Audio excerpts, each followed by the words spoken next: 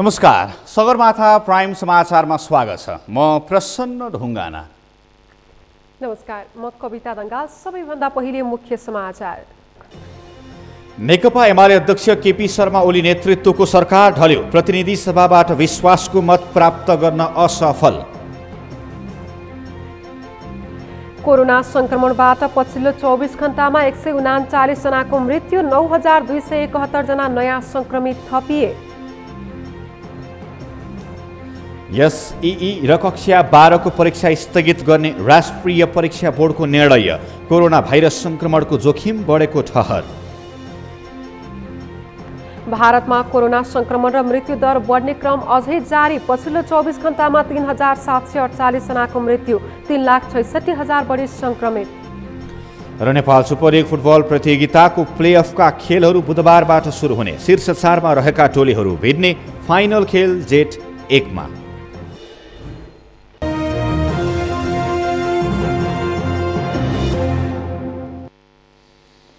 Sagarmatha prime समाचार अब विस्तारमा। प्रधानमन्त्री केपी शर्मा ओलीले प्रतिनिधि सभाबाट विश्वासको मत प्राप्त गर्न असफल भएका छन्।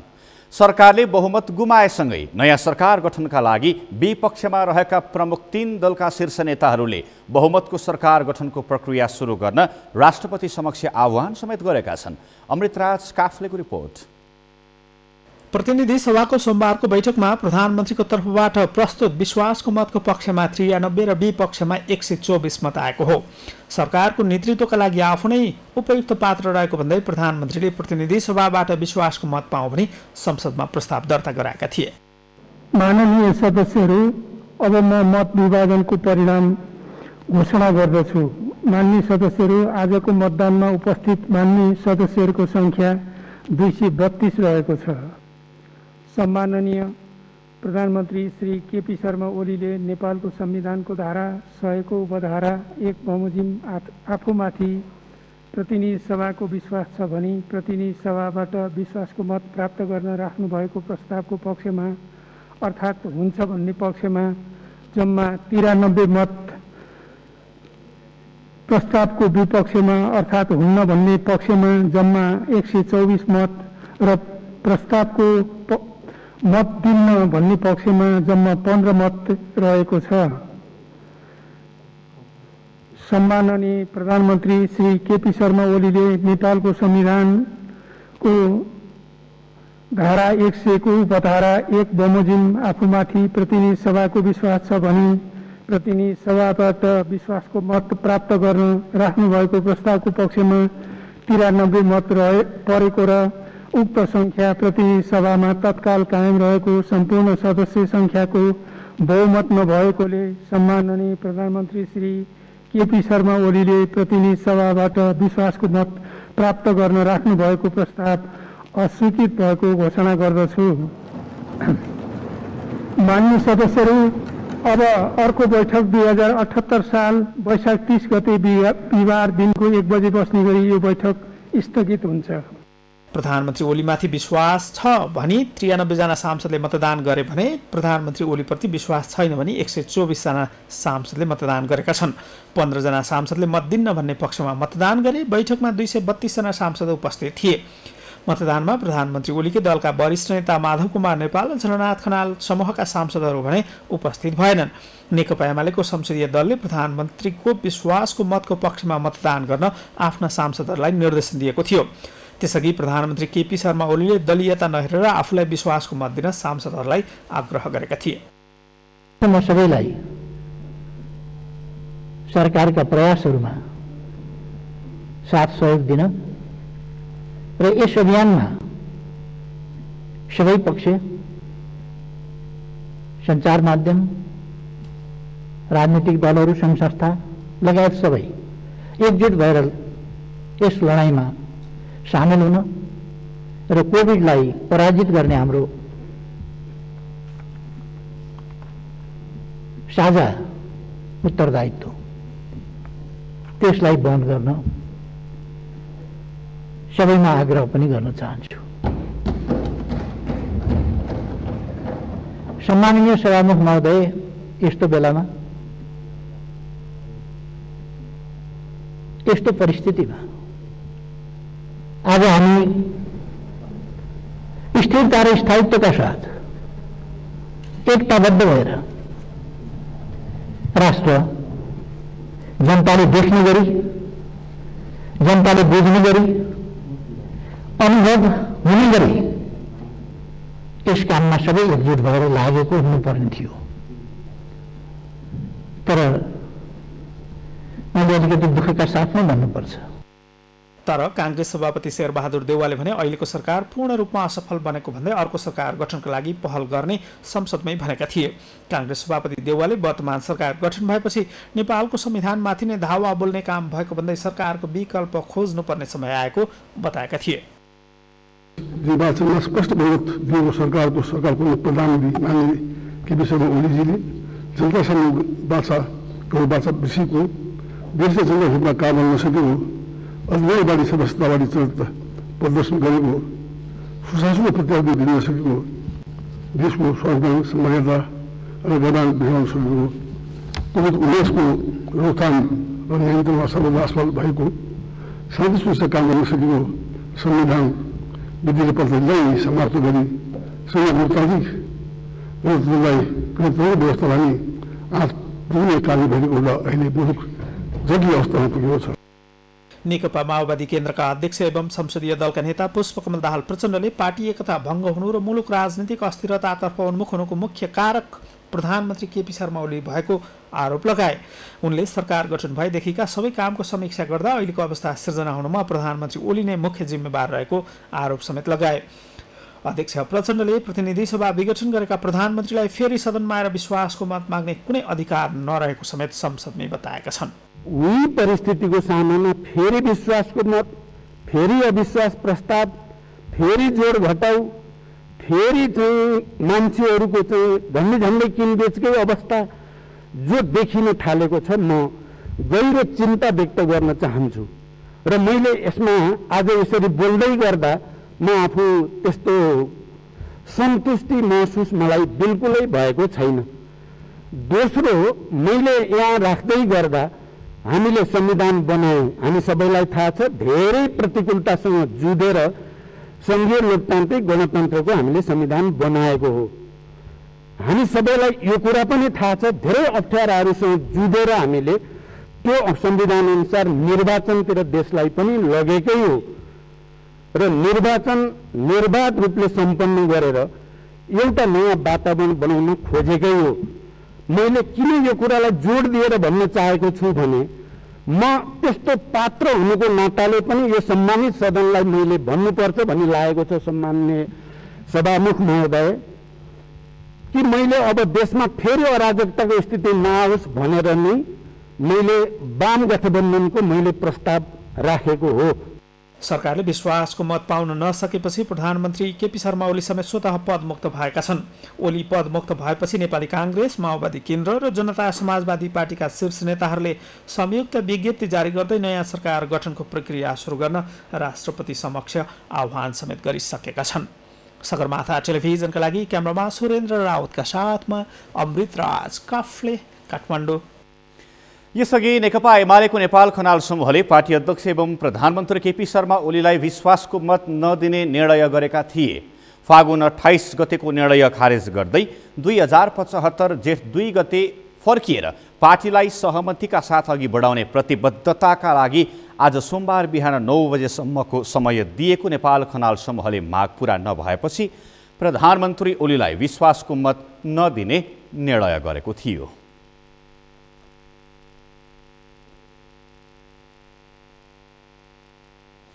यस्तै नेकपा माओवादी केन्द्रले प्रधानमन्त्री केपी शर्मा ओलीको विपक्षमा मतदान गर्न पनि आफ्ना सांसदहरूलाई निर्देशन दिएको थियो। सिंहदरबार स्थित संसदीय दलको कार्यालयमा आज बिहान बसेको बैठकले प्रतिनिधि सभा बैठकमा प्रस्तुत हुने विश्वासको मतको विपक्षमा मतदान गर्न निर्देशन दिएको थियो। प्रधानमन्त्री केपी शर्मा ओलीले प्रतिनिधि सभामा आज विश्वासको मत लिने क्रममा विपक्षमा मतदान गर्न आजको बैठकले सांसदहरूलाई निर्देशन दिएको प्रमुख सचेतक देव गुरुङले जानकारी दिनुभएको थियो।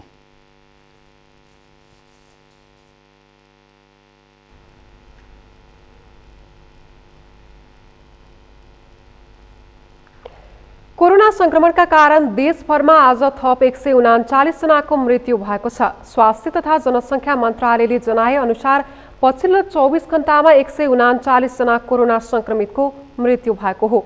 यो सँगै हालसम्म कोरोनाबाट मृत्यु हुनेको कुल संख्या 3559 पुगेको छ। त्यसैगरी 9271 जना नयाँ संक्रमित थपिएका छन्। देशभर गरिएको 17623 जनाको आरटीपीसीआर परीक्षण र 788 जनाको एन्टिजेन परीक्षण गर्दा 9271 जनामा कोरोना संक्रमण पुष्टि भएको हो। 173 जना गरी पछिल्लो 24 घण्टामा कुल 9196 जनामा कोरोना संक्रमण पुष्टि भएको हो। यो सँगै हालसम्म कोरोना संक्रमितको कुल संख्या 4,03,794 पुगेको छ। यीमध्ये 93,141 जना सक्रिय संक्रमित रहेका छन्। काठमाडौँ उपत्यकामा मात्रै 3,607 जना नयाँ संक्रमित थपिएका छन्। जस अनुसार काठमाडौँ जिल्लामा 2,775, ललितपुरमा 505 र भक्तपुरमा 327 जना नयाँ संक्रमित थपिएका हुन्।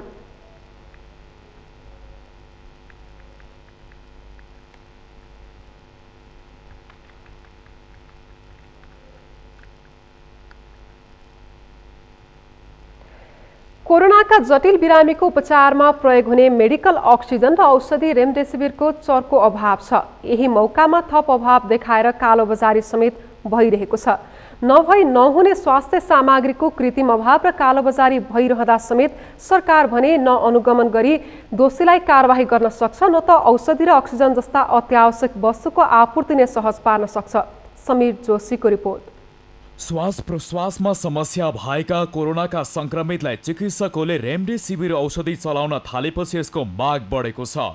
तर सबै बिरामीलाई पुग्ने गरी अस्पतालहरूमा औषधि व्यवस्थापन नहुँदा रेमडेसिभिरको अभाव मात्रै देखेको छैन, कालो बजारी नै भइरहेको छ। प्रति भाइल 5,500 रुपियाँ पर्ने यो औषधि राजधानीमै 40,000 रुपियाँसम्म लिएको पाइएको छ।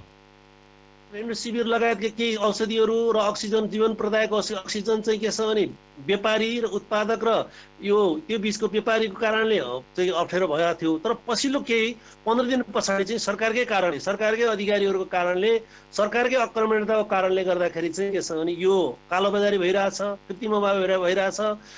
यो चाहिँ के छ भने यो चाहिँ गलत काम, उपभोक्ताको अधिकार हनन भइरहेको अवस्था छ। सरकारै सामेल हुनु भनेको, यस्तो काममा सरकारै सामेल हुनु भनेको चाहिँ के छ भने रेमडेसिभिर औषधि मात्र होइन, मेडिकल अक्सिजनको अभाव र कालो बजारी पनि उस्तै छ। अक्सिजनकै अभावले अस्पतालमै बिरामीको ज्यान गइरहेको छ।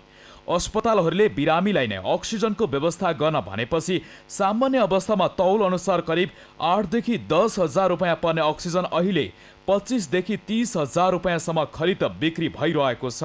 यस्तो अवस्थामा जसले यो कालो बजारी गरिराखेको छ उनीहरूमाथि निर्मम तरिकाले सरकार पेश हुनुपर्ने हो र तिनीहरूलाई कारबाही गरेर अरूलाई पनि एउटा चाहिँ तर्साउने व्यवस्था चाहिँ गर्नुपर्ने हो। त्यो गरिएको छैन। अब यसले गर्दाखेरि के भयो भने सरकार या त असक्षम छ काला बजारीहरूलाई नियन्त्रण गर्नको लागि, या त सरकार तिनीहरूबाटै विगतमा सब सहयोग लिएर उनीहरूले गरेका चाहिँ यो चाहिँ गलत धन्दाहरूलाई चाहिँ संरक्षण गरिरहेको छ। मौका यही हो भनेर जनता लुट्ने काममा सरकारले नियन्त्रण गर्नु पर्थ्यो। सरकारले नियन्त्रण गर्न पनि सकेन, नियमन गर्न पनि सकेन। नेपाल अक्सिजन उत्पादक संघका अनुसार नेपालमा हाल दैनिक 20 वटा अक्सिजन प्लान्टबाट अक्सिजन उत्पादन भइरहेको छ। त्यो उद्योगले दैनिक 47 लिटर क्षमताका 500 वटा सिलिन्डर भर्न सक्ने क्षमता राख्न सक्छन्। त्यसमध्ये 40% औद्योगिक प्रयोजनमा खपत हुँदै आएको छ।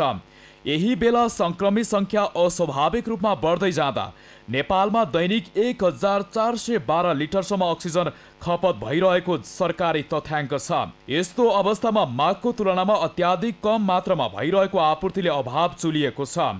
यही अभावलाई कतिपयले कमाउने मौका बनाउँदा संक्रमितको जीवन नै तलमाथि हुने अवस्थामा पुगेको छ। तर सरकार भने विज्ञप्ति निकालेर सिफारिस बिना अक्सिजन नबेच्ने उर्दी दिएर औपचारिकता पूरा गरेर आफ्नो दायित्वबाट पन्छिरहेको छ। सगरमाथा टेलिभिजनका लागि समीर जोशी, काठमाडौँ। स्याङ्जाका स्थानीय पालिकाले कोरोना संक्रमण नियन्त्रणका लागि तदारुकताका साथ काम गरिरहेका छन्। पालिकाहरू कोरोना संक्रमणलाई फैलिन नदिन र संक्रमितको उपचारमा अक्सिजनको जोहो तथा आइसोलेसन निर्माणमा लागेका छन्। स्याङ्जाबाट श्रीकृष्ण सिगदेलको रिपोर्ट। संक्रमितको संख्या दिनौ बढ्दै जान थालेपछि जिल्ला प्रशासन कार्यालय स्याङ्जाले वैशाख 31 गतेसम्म निषेधाज्ञा जारी गरेको छ। अत्यावश्यक बाहेक सबै सेवा बन्द गरेर घरमै बस्न आग्रह गरिएको छ। पहिलो चरणको कोरोना संक्रमणका बेला क्वारेन्टाइन र आइसोलेसन निर्माण गरेर संक्रमणबाट नागरिकको सुरक्षामा महत्त्वपूर्ण भूमिका खेलेका स्याङ्जाका पालिका दोस्रो कोरोना संक्रमणलाई रोक्न उस्तै भूमिका खेलेका छन्। 11 पालिका रहेको स्याङ्जामा सबैभन्दा बढी संक्रमण विवाह र पूजापाठबाट सरेको देखिएको छ।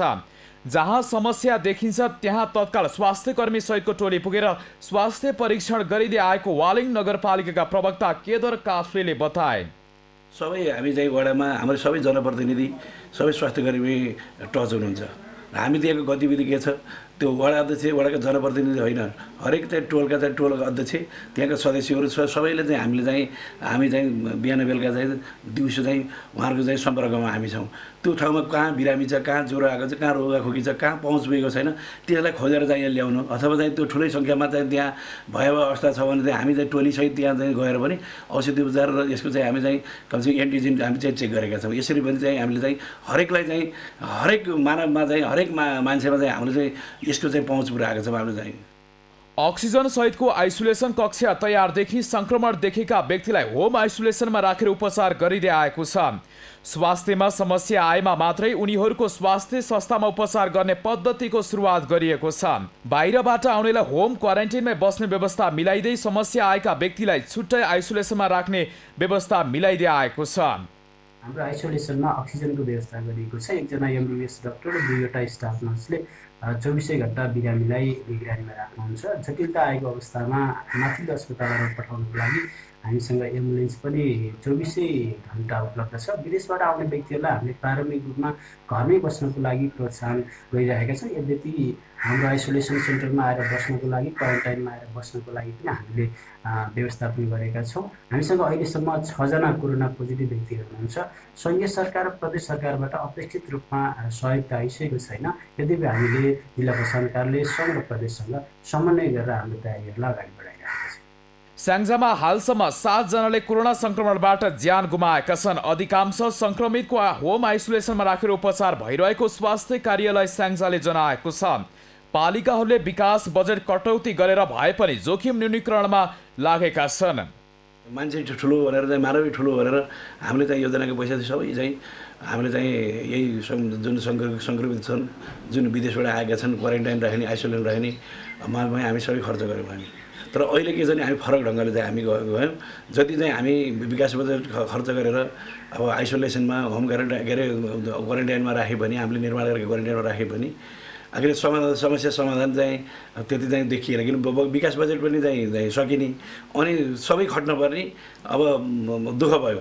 र अहिले जुन हामीले चाहिँ छुट्टै परिमार्जन गरेर हामी चाहिँ कमसेकम अब बाहिरबाट आएका अनि यहीँ चाहिँ सङ्क्रमित देखिएकालाई कमसेकम होम आइसोलेसन राख्ने त्यसको रेखदेख गर्ने औषधि उपचार गर्ने अक्सिजन छैन भने अक्सिजन चढाउने अब ती काम चाहिँ हामीले गर्न सक्यौँ भने हामीलाई अलिकति सहज पनि हुने भयो। त्यसरी गएका छौँ। र अर्को कुरो चाहिँ अहिले चाहिँ धेरै मान्छेलाई चाहिँ अब यो श्वास प्रश्वासको चाहिँ पनि समस्या देखिएको छ। पालिकाले संक्रमण नियन्त्रणको लागि काम गरिरहेको भए पनि नागरिक आफै पनि सचेत हुनु जरुरी छ। यसो हुन सके मात्रै संक्रमण नियन्त्रणको प्रयासले सार्थकता पाउनेछ। सगरमाथा टेलिभिजनका लागि स्याङ्जाबाट श्रीकृष्ण सिगदेलको रिपोर्ट। समाचारमा पालो भएको छ विश्रामपछि एसई र कक्षा 12 को परीक्षा स्थगित गर्ने राष्ट्रिय परीक्षा बोर्डको निर्णय कोरोना भाइरस संक्रमणको जोखिम बढेको ठहर। भारतमा कोरोना संक्रमण र मृत्यु दर बढ्ने क्रम अझै जारी। पछिल्लो 24 घण्टामा 3748 जनाको मृत्यु, 3,66,000 बढी संक्रमित। र नेपाल सुपर लिग फुटबल प्रतियोगिताको प्लेअफका खेलहरू बुधबारबाट सुरु हुने। शीर्ष 4 मा रहेका टोलीहरू भिड्ने। फाइनल खेल जेठ 1 मा हुने।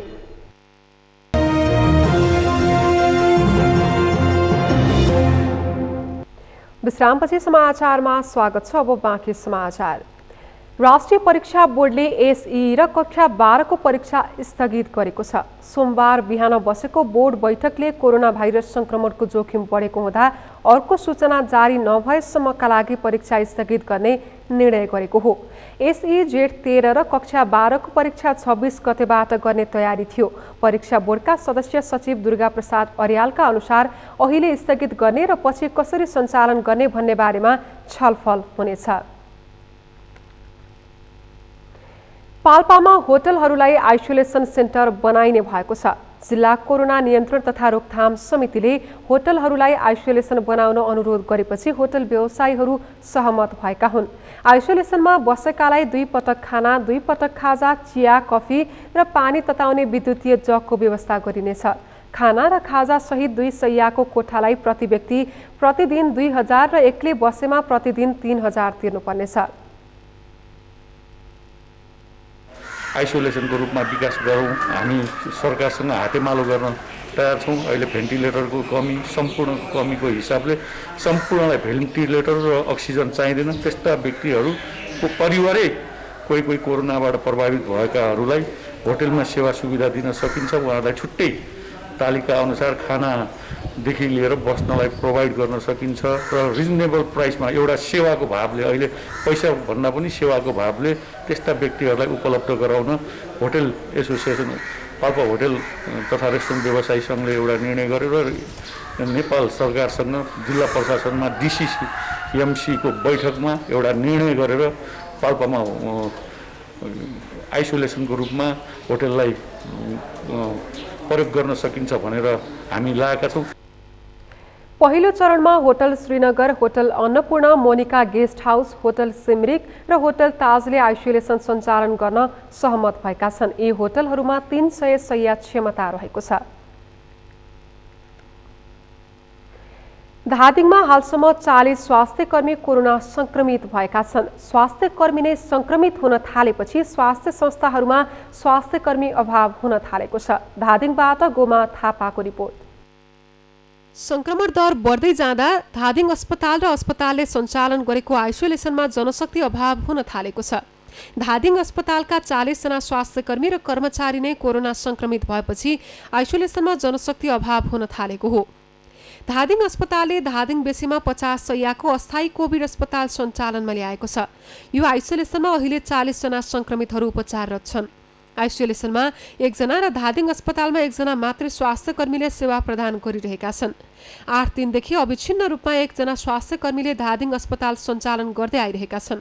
अस्पतालमा अहिले आकस्मिक सेवा, पोस्टमार्टम सेवा र फिभरका बिरामीलाई मात्र सेवा प्रदान गर्ने गरिएको छ। यतिन्जेल म 8औं दिन भयो मलाई लगातार ड्युटीमा छु, किनभने मेरो डिपार्टमेन्टमा 8 जना साथीहरू काम गरिरहनु थियो। उहाँमध्ये 6 जना कोभिड भएर उहाँहरू आइसोलेसनमा हुनुहुन्छ। यस्तै गरी चिकित्सकहरू अहिले 2 जना मात्रै, हामी चाहिँ टोटलमा 2 जना मात्रै सङ्क्रमण नभएको चिकित्सकहरू बाँकी हुनुहुन्छ। उहाँहरूकै चाहिँ निगरानीमा आइसोलेसन र जिल्ला अस्पतालको नियमित आकस्मिक सेवा, पोस्टमार्टम सेवा र दैनिक अरू सेवाहरू चलिरहेको छ। भने अब सबैभन्दा ठुलो समस्या भनेको अक्सिजनको अहिले छ। अनि समन्वयको छ। हामीले साधन उपलब्ध गराउनलाई नै कठिनाइ भएको छ, किनभने हामीसँग लिमिट चाहिँ अक्सिजन सिलिन्डर भएको र त्यो अक्सिजन सिलिन्डरलाई बिरामीको आइसोलेसन बेडसम्म पुर्याउनको लागि पनि एकदमै जोखिम र धेरै कष्ट गर्नुपर्ने अवस्था छ। संक्रमित स्वास्थ्यकर्मीहरू आइसोलेसनमा बसेर अन्य कोभिडका बिरामीहरूलाई सेवा दिइरहेका छन्। धादिङ अस्पतालको आइसोलेसनमा 65 वटा मात्र अक्सिजन सिलिन्डर छ। दैनिक 20 वटा अक्सिजन काठमाडौँबाट भरेर ल्याउनु पर्ने अवस्था छ।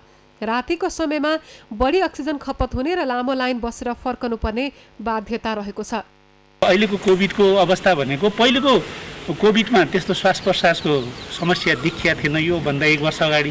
अहिलेको चाहिँ लगभग कोभिडको पोजिटिभ भएको बिरामीहरूमा अहिले चाहिँ बढी नै श्वास प्रश्वासको चाहिँ नै समस्या आछ। खोकीहरू बढी हुने, टाउको दुख्ने, ज्वरो आउने र बढी नै अक्सिजनकै समस्या, श्वास प्रश्वासकै समस्या बढी आएको चाहिँ हामीले यहाँ बिरामीहरूबाट भेटाएको छ। र लगभग अहिले चाहिँ यही आइसोलेसनमा पनि 3-4 जना चाहिँ साह्रै नै जोखिम सिरियस हुनुहुन्छ। उहाँहरूको लागि चाहिँ हामीले सकेसम्म उहाँहरूलाई चाहिँ नसक्ने होइन, हामीले सकेसम्म उहाँहरूको जीवन रक्षाको लागि चाहिँ नै यहाँ हाम्रो स्वास्थ्यकर्मी लगायत अरू सङ्घ संस्थाबाट पनि सहयोग भइरहेको छ। धादिङ अस्पतालका 40 जना संक्रमित स्वास्थ्यकर्मी मध्ये 19 जना अस्पतालको आइसोलेसनमा छन् भने अन्य 21 जना होम आइसोलेसनमा रहेका छन्। धादिङमा अहिले 619 जना सक्रिय संक्रमित रहेका छन्, जसमध्ये 440 जना जिल्लाभित्र र 179 जना जिल्ला बाहिरका विभिन्न आइसोलेसनमा रहेका छन्। सगरमाथा टेलिभिजनका लागि धादिङबाट गोमा थापाको रिपोर्ट। बर्दिया जिल्लामा कोरोना संक्रमितको संख्या बढेसँगै अक्सिजनको समस्या देखिएको छ। जटिल प्रकारका संक्रमितहरूलाई आवश्यक पर्ने अक्सिजन तथा सिलिन्डरको सहज पहुँचका लागि बर्दियामा युवा उद्यमीले अक्सिजन बैंक स्थापना गरेका छन्। बर्दियाबाट मुरली गोडियाको रिपोर्ट। मेरो लागि अक्सिजनमा मेरो योगदान भन्दै बर्दियामा अक्सिजन ग्यास बैंक शुभारम्भ गरिएको छ। बर्दिया जिल्लामा अक्सिजनको अभाव हुन नदिन तथा अभाव भएका सबै पालिका स्वास्थ्य संस्थामा नेपाल सरकारले निर्धारण गरेको मापदण्ड बमोजिम तत्कालै अक्सिजन आपूर्ति गर्न सहजीकरण गर्ने उद्देश्यका साथ बैंक खोलिएको हो। जिल्ला विपद व्यवस्थापन समितिको समन्वय, बर्दियाका उद्योगी, व्यापारी सङ्घ संस्था, समाजसेवीहरूको सक्रियतामा बर्दिया प्रशासनभित्र अक्सिजन बैंक स्थापना गरिएको हो। हामीहरूका बर्दिया जिल्लामा क्रियाशील उद्योगिक व्यवसायहरूसँग रहेको र अहिले महामारी र यो अहिलेको महामारीलाई रोकथामको लागि उच्च प्राथमिकता र सर्टेजको अवस्थामा रहेको अक्सिजनको चाहिँ जुन जीवन बुटी छ त्यसको लागि सहज र सहजीकरण र यो पर्याप्त त होइन, सहजीकरण र यसलाई चाहिँ थप क्षतिलाई न्यूनीकरण गर्नको अभिप्रायका साथ हामीहरूले हाम्रो बर्दिया जिल्लामा रहेका विभिन्न उद्योगिक व्यवसायहरूसँग अनुरोध गरी उहाँहरूसँग रहेका अक्सिजन सिलिन्डरहरू सङ्कलन गरी जिल्ला विपद व्यवस्थापन समितिसँग आवश्यक समन्वय गरी एउटा कन्सेप्ट तयार गरेर हामीहरूले यो कार्यक्रम यहाँसम्म ल्याइपुर्याएका छौँ। यसमा पक्कै पनि यो पर्याप्त छैन। यहाँ समिति बर्दियामा कोरोनाका कारण ज्यान गुमाउनेको संख्या 39 पुग्दा 1500 भन्दा बढी संक्रमित पुगेका छन्। भारतसँगको खुला सिमानाकाबाट लुकी छिपी नागरिकहरू आउनु, छिमेकी जिल्लाहरूबाट पनि मानिसहरू प्रवेश हुनु लगायत कारणले संक्रमण बढ्दै गएको छ। समुदाय स्तरमा कोरोना संक्रमण बढ्नाले उपचारमा समेत चुनौती देखिएको छ। यस्तो अवस्थामा हामी तीनवटा कुराहरूबाट हामी चाहिँ अप्ठ्यारोमा छौँ। एउटा कुरा यो खुला सिमाना र खुला सिमानाका कारणले बाहिरबाट इन्डियाबाट आउने मान्छेहरू पनि लुकीछिपी आइदिने र अर्कोतर्फ पूर्व पश्चिम हाइवे भएको कारणले हामी बिचमा परेका कारणले यसरी यताउताबाट आउने मान्छेहरू आइदिने र यिनी कारणहरूले गर्दा हाम्रो समुदायमा कोभिड हट्न नसकेर झन् झाँगिँदै गएको अवस्था छ। हामी अहिले अत्यन्त अप्ठ्यारो परिस्थितिमा छौँ। हामी हरेक दिन बिहान हेर्दाखेरि अक्सिजनको कमी भयो र धेरै मान्छेहरू चाहिँ आत्तिरहेको अवस्था छ र कतिपय व्यक्तिहरूको चाहिँ मृत्यु भइसकेको अवस्था पनि छ। स्थानीय सरकारले संक्रमितहरूको घर घरमै पुगी उनीहरूको स्वास्थ्य अवस्था, खानपिन, औषधि उपचार लगायतका विषयमा ध्यान दिन नसकेको गुनासो गरेका छन्। खुल्ला सीमाबाट आवत जावतमा थप कडाई गरिनुपर्ने, संक्रमितको घर गई स्वास्थ्य अवस्था बुझ्नुपर्ने लगायत कार्य गर्न आवश्यक रहेको नागरिकहरूको सुझाव छ। तर हुनुपर्ने के हुनुहुन्छ भने चाहिँ कोभिड लागेका मान्छेहरू अहिले बाटोमा चाहिँ हिँडिरहेको, आफै मेडिकल सेन्टरसम्म गइरहेको अवस्था छ, जुन चाहिँ अलिकति डरलाग्दो किसिमको सिचुएसन हो, जसलाई हामीहरूले के गर्न सक्नुपर्ने थियो भन्नुहुन्छ भने कोभिड लागेको मान्छेहरू जसको रिपोर्ट आइसकेको छ उहाँहरूले चाहिँ आफ्नो घरमा चाहिँ क्वारेन्टाइनमा बस्ने, जसलाई चाहिँ डोर टु डोर फलोअपमा चाहे प्रत्येक दिन बिहान साँझको फलोअप फोन टु फोन गरिकन उहाँहरूको स्थिति के छ त्यो विषयमा जानकारी लिएर उहाँहरूले कस्तो औषध सेवन गरिराख्नु भएको छ, उहाँहरूलाई चाहिँ कतिको क्रिटिकल अवस्था डेभलप भएको छ आफ्नो शारीरिक अवस्थाको बारेमा, त्यो सबै कुरा जानकारी लिइकन उहाँहरूलाई चाहिँ काउन्सिलिङ दिनुपर्ने स्थिति थियो, जुन हामीले अझै गर्न सकिरहेका छैनौँ। बर्दिया जिल्ला खुला सिमानाका कारण चुनौतीपूर्ण बन्दै गएको छ। सीमा क्षेत्रमा प्रहरी तैनात गरिएको भए पनि मानिस आउने जाने क्रम भने रोकिएको छैन। संक्रमित थपिँदै गएका छन् तर उनीहरूको अवस्था के कस्तो छ भन्ने कुरा कसैको जानकारीमा छैन। सगरमाथा टेलिभिजनका लागि बर्दियाबाट मुरली गोडियाको रिपोर्ट। भारतमा दोस्रो लहरको कोरोनाले निकै भयावह अवस्था सृजना गरेपछि रोजगारीकै लागि भारत पसेका नेपाली नागरिक स्वदेश फर्किने क्रम बढ्दो छ। कोरोना कहरले विभिन्न सहर बन्द भएसँगै उनीहरूको रोजगारी खोसिएपछि स्वदेश फर्किरहेका हुन्। अहिले कैलालीको त्रिनगर नाकाबाट दैनिक 1000 देखि 1500 सम्म नेपाली नागरिकहरू स्वदेश फर्किरहेका छन्। कैलालीबाट दिनेश विष्टको रिपोर्ट। गत वर्ष पहिलो चरणको कोरोना कहरका कारण रोजगारी गुमाउँदै भारतबाट स्वदेश फर्केका नेपालीहरू फेरि लकडाउन खुलेसँगै भारत पसेका थिए। लकडाउन खुलेर व्यवसाय सुरु भएपछि उनीहरू रोजगारीको लागि भारत पसे, तर उनीहरूले भारत पसेको केही महिनामा फेरि दोस्रो चरणको कोरोना कहर आएपछि उनीहरूले स्वदेशकै बाटो रोज्नु परेको छ। दैनिक लाखौंको संख्यामा कोरोना संक्रमित थपिँदै गएपछि भारतका विभिन्न शहरमा लकडाउन जारी गरिएको छ। यही लकडाउनले रोजगारी गुमेपछि फेरि नेपालीहरू स्वदेश फर्किरहेका हुन्। कैलालीको त्रिनगर नाका हुँदै अहिले धमाधम नेपालीहरू स्वदेश फर्किरहेका देखिन्छ। भारतमा कोरोना त्राससँगै रोजगारी गुमेपछि उनीहरू स्वदेश फर्किरहेका हुन्। अवस्था अब बिमार गर्दैछ हैन, अब गभर्नमेन्टले पनि अलि तनाव गरेकै छ। त्यो म चाहिँ घरतिर काम गर्थेँ, सेटहरूको घर लाइनमा। अब हामीलाई त्यति बाहिरतिरमा थाहा थिएन, हामीलाई अलाउड पनि थिएन बाहिर जानु। अहिले पनि त्यो पर्मिसन लिएर उनीहरू आएको सबै नेपालमा अब डल्ल पुग्दैछ। त्यसो उहाँ अलि बढी त्रास भएकै कारण ल्याउनु भएको। सारा होटेल लाइनमै हुन्छ नेपालीहरू प्रायः चाहिँ होटेल लाइनहरू थप छ, उनीहरूको आमदाम पनि केही छैन, खालि बसिरहेको छन् उनीहरूको। बस जब खुल्ला नेपाली आउँ भन्यो भने नेपालमा आउँदाखेरि बाटोमा क्लियरै छैन होइन, त्यही भएर जब खुल्ला जाउँला भनेर यही भएर वेट गरेर बसिरहेको छन्। हालत चाहिँ यस्तै छ नर्मली, उनीहरू खाना गाह्रो भइरहेको छ होइन बस्नुलाई रेन्टको लागि। म पनि रेन्टमा बस्थेँ, फेरि त्यहाँ जब बन्द भइसकेपछि फेरि रेन्ट दिन गाह्रो भएर मैले पनि सिफ्ट गरेँ। मेरो फ्यामिलीहरू अरू जग्गा बस्नुहुन्छ त्यहाँबाट छोडेर गइहालेँ। म त त्यहाँ बस्थेँ, मलाई त मेरो फ्यामिलीहरू थियो, मलाई त थोडा त्यति अप्ठ्यारो थिएन, तर अरू मेरो साथीहरू भाइहरू जो गाउँको थिए नि उहाँहरूलाई धेरै गाह्रो, मतलब केही भन्न लाग्थ्यो। रुमहरूको यस्तो अप्ठ्यारो भइरहेको छ, खानाहरूको काहीँ पनि पाइरहेको छैन, धेरै पीडाहरू छ। भारतसँग नेपालमा पनि कोरोना संक्रमण दर घट्दै गएपछि केही महिना अघि मात्रै नेपालीहरू धमाधम भारत पसेका थिए। नेपाल सरकारले भारतबाट आएका नेपाली नागरिकहरूलाई स्वदेशमै रोजगारी दिने उद्घोष गरे पनि त्यसको कार्यान्वयन नहुँदा उनीहरू बाध्यता बहस भारत पसेका थिए। दिल्लीबाट आएको सर, गएको म मङ्सिरको महिना हो, अनि यहाँबाट गएपछि लकडाउन खोलेको थियो। त्यति बेला पनि रोजगारीको समस्या थियो भनौँ, 1-8 महिना त्यत्तिकै बसियो। त्यसपछि काम पाइयो थियो सर, अहिले लकडाउन भएर फर्किनु पर्यो। के छ उहाँ अवस्था अहिले? अवस्था त खतम छ सर, कता त ठिकै पनि छ, कता त धेरै छ। एम्बुलेन्सले लास बोकै छ सबै। अब हाम्रो यो ठाउँमा के गरेर खाने, गरिब मान्छे, इन्डिया नगएर त हाम्रो हुँदैन नकमाएर। अब त्यो नोकरी गर्न कमाउनलाई गएका मान्छे हो अब सर। अब अहिले यस्तो स्थिति भयो, दोकान बन्द भयो, मालिकले पनि पैसा त दिँदैन सर। त्यत्तिकै कमराभित्र बसेर के खाने? अब आफ्नो घर फर्कने त समस्या बाध्य भइहाल्यो। महामारी गर्दाखेरि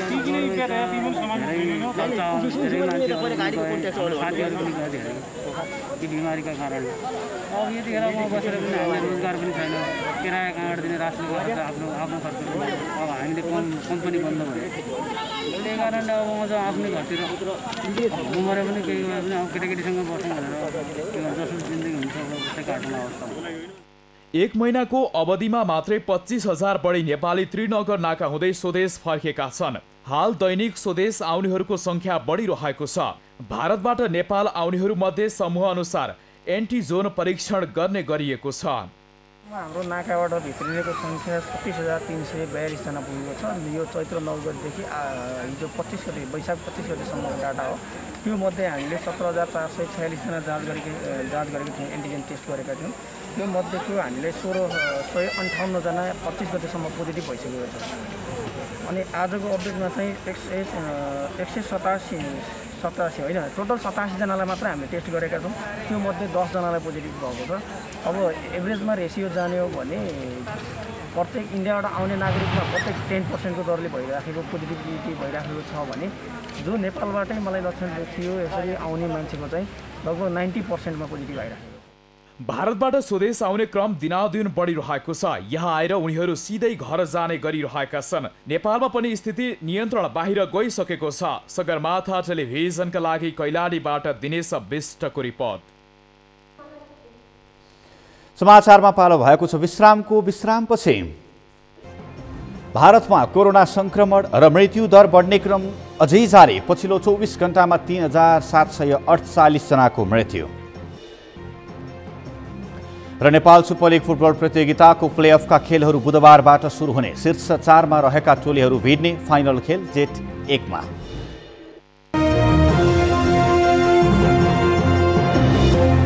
समाचारको अन्त्यमा मुख्य समाचार फेरि एकपटक। नेकपा एमाले अध्यक्ष केपी शर्मा ओली नेतृत्वको सरकार ढल्यो। प्रतिनिधि सभाबाट विश्वासको मत प्राप्त गर्न असफल। कोरोना संक्रमणबाट पछिल्लो 24 घण्टामा 139 जनाको मृत्यु। 9271 जना नयाँ संक्रमित थपिए। एसईई र कक्षा 12 को परीक्षा स्थगित गर्ने राष्ट्रिय परीक्षा बोर्डको निर्णय। कोरोना भाइरस संक्रमणको जोखिम बढेको ठहर। भारतमा कोरोना संक्रमण र मृत्यु दर बढ्ने क्रम अझै जारी। पछिल्लो 24 घण्टामा 3748 जनाको मृत्यु। 3,66,000 बढी संक्रमित। र नेपाल सुपर लिग फुटबल प्रतियोगिताको प्लेअफका खेलहरू बुधबारबाट सुरु हुने। शीर्ष 4 मा रहेका टोलीहरू भिड्ने। फाइनल खेल जेठ 1 मा। हवस् त सगरमाथा समाचार अहिलेलाई सकियो। तपाईँ समाचार बुलेटिनका साथै सगरमाथा टेलिभिजनका सम्पूर्ण कार्यक्रम www.sagarmatha.tv मा पनि पढ्न र हेर्न सक्नुहुनेछ। साथै युट्युबमा youtube.com/sagarmatha TV नेपालमा हेर्न सक्नुहुनेछ। तपाईँ हामीलाई फेसबुकमा पनि facebook.com/stv नेपालमा फलो गर्न सक्नुहुनेछ। समाचारको शिखर नेपालको गौरव नेपालको पहिलो न्युज च्यानल सगरमाथा टेलिभिजन हेर्दै गर्नुहोला। नमस्कार। नमस्कार।